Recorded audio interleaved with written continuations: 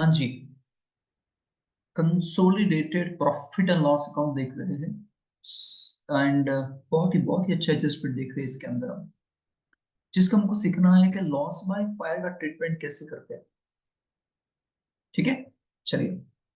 From the following information calculate profit and loss account balance as on the date of acquisition and movement in profit since the date of acquisition. ये गिनना है।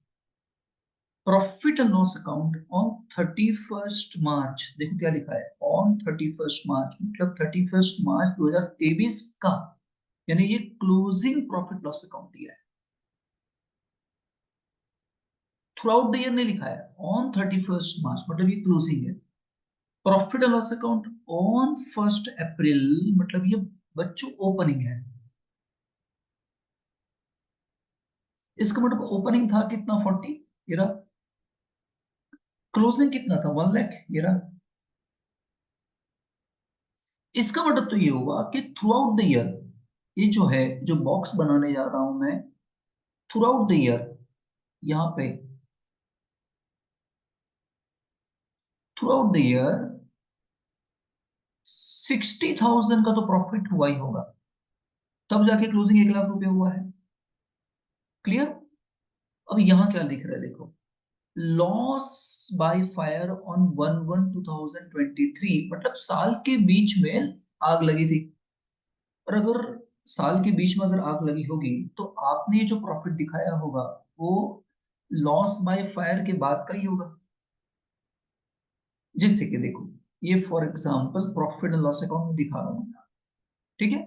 अब ऐसा बोलते हैं कि closing for the year, पूरे साल का प्रॉफिट फॉर द ईयर कितना आया है, 60 आया है। ठीक है ना, यहाँ पे हम दिखाते हैं प्रॉफिट, प्रॉफिट लॉस अकाउंट में ये नेट प्रॉफिट है, ये फॉर द ईयर हुआ। ठीक है, और फिर यही बच्चों ये जाता है बैलेंस शीट में जाता है।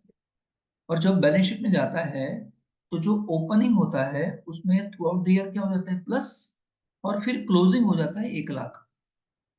ओपनिंग था 40, थ्रू आउट द ईयर था 60, इस तरीके से।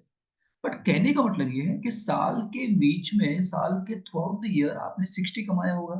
बट ये जो 60 कमाया होगा वो लॉस बाय फायर, यहाँ पे 12,000 की जो लॉस हुआ था, आग लगी थी, वो उसको उसको लेस करने के बाद ही आया होगा।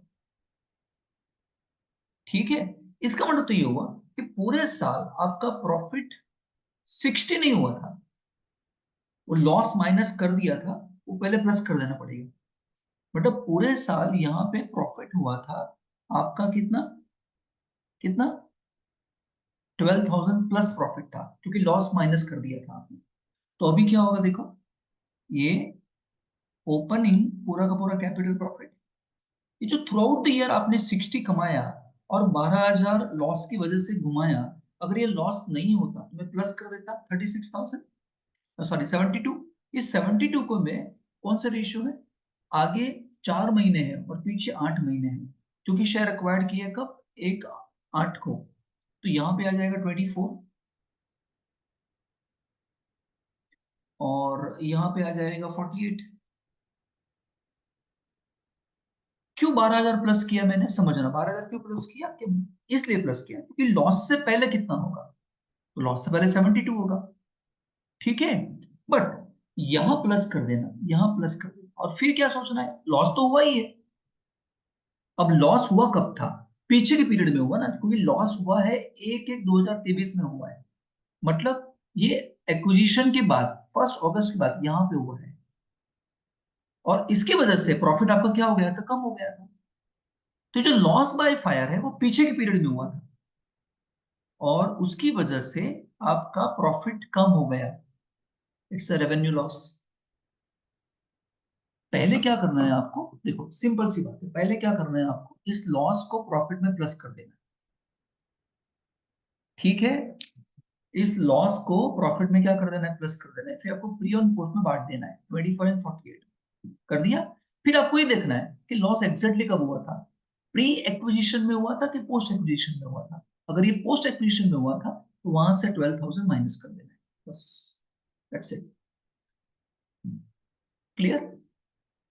अब ये जो निकल के आएगा, ये कितना हो जाएगा, ये हो जाएगा 64, ये कितना हो जाएगा 36।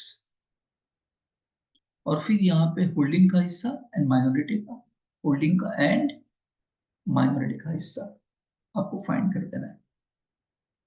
यहाँ पे 70% होल्डिंग, क्योंकि 70% शेयर होल्डिंग ने खरीदे हैं, 30% माइनॉरिटी, 70% है 30%, इसमें बांट देना है। क्लियर? ठीक है, ठीक है ना?